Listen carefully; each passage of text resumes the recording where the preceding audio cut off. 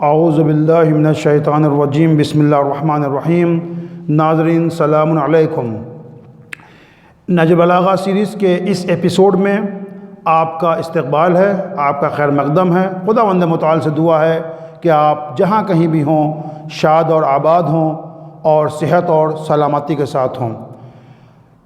نہج بلاغہ series میں ہم کوشش کر رہے ہیں کہ مولا متقیان حضرت علی علیہ السلام کے جو کلمات نہج بلاغہ کے اندر ہیں 480 کلمے، ان میں سے بعض کو سمجھنے کی کوشش کریں۔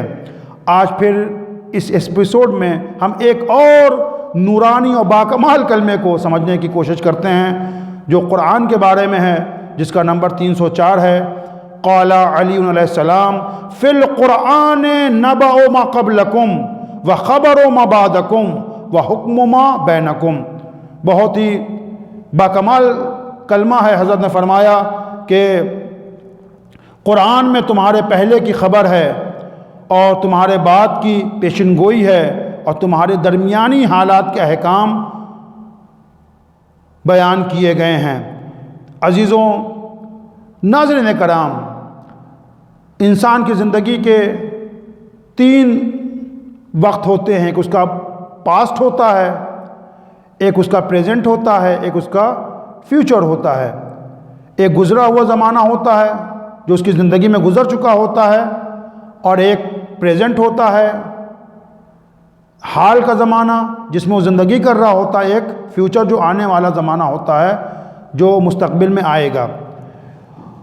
انسان چاہتا ہے ان باتوں کو جاننا جو پاسٹ میں ہو چکی ہیں۔ وہ جاننا چاہتا ہے آخر پاسٹ میں کیا ہوا تھا، ماضی میں کیا ہوا تھا، وہ جاننا چاہتا ہے۔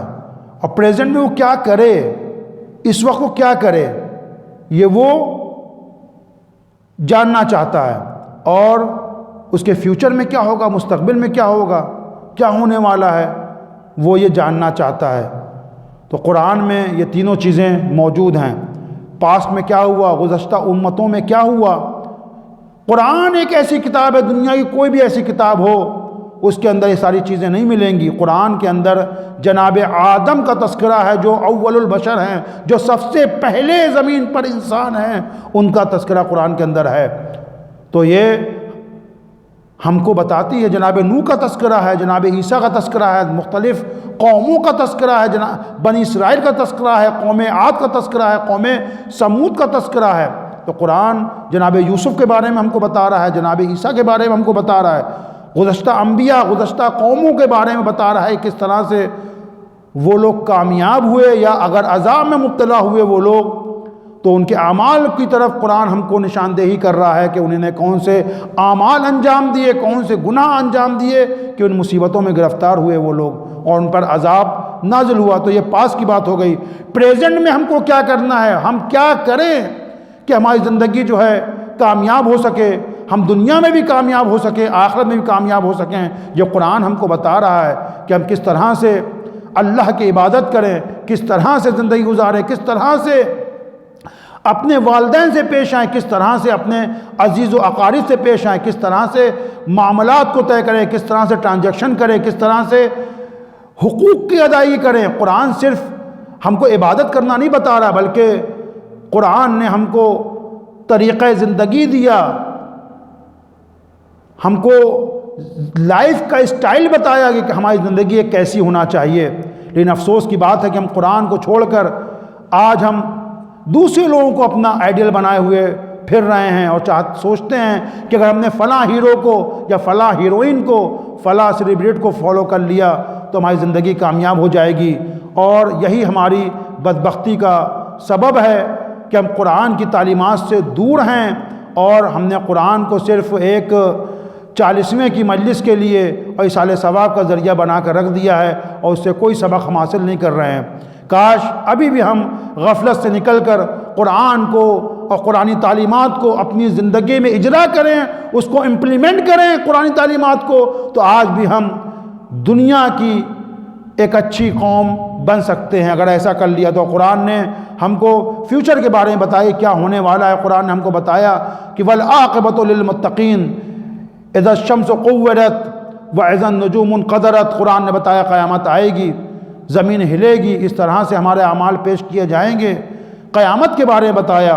اور اس کے بعد دنیا کا کوئی بھی انسان ہو، بڑے سے بڑا لکھنے والا ہو، وہ اپنی کتاب کے بارے میں چیلنج نہیں کرتا، اور ہوتا یہی کہ ایک جب کتاب لکھی جاتی ہے تو کچھ مدت گزرنے کے بعد 5 سال 10 سال 20 سال اس کے آئیڈیاز کو، اس کی کتاب کو رد کر دیا جاتا ہے، ریجیکٹ کر دیا جاتا ہے، اور پھر ایک نئی کتاب مارکیٹ میں آ جاتی ہے۔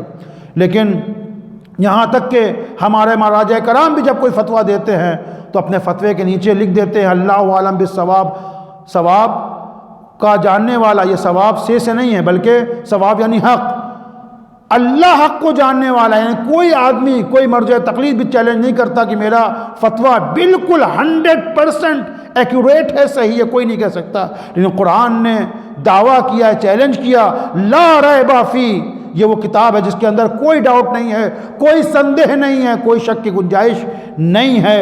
اور اس کے بعد پھر قرآن نے ایک جگہ اور چیلنج کیا، لئن اجتمعت الانس والجن، اگر تمام انسان اور جنات جمع ہو جائیں اور مل جائیں کہے کے اوپر ان یاتوا بمثل ھذا القرآن، کہ قرآن کا مثل لے کر آئیں، تو قرآن کا مثل نہیں لا سکتے، اور اگر وہ ایک دوسرے کی مدد ہی کیوں نہ کریں، یعنی جنات و انسان اگر مل جائیں اور ایک دوسرے کی مدد کرنا شروع کرتے ہیں اور قرآن جیسا کتاب لانا چاہیں تو وہ قرآن جیسی کتاب نہیں لا سکتے۔ اللہ اکبر!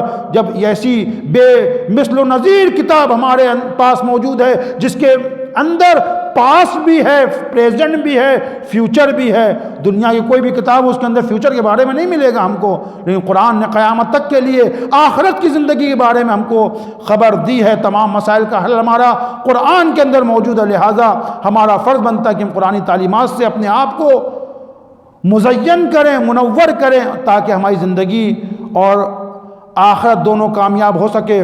ہماری بدبختی کا یہی سبب ہے، یہی ریزن ہے کہ ہم قرآنی تعلیمات سے دور ہیں۔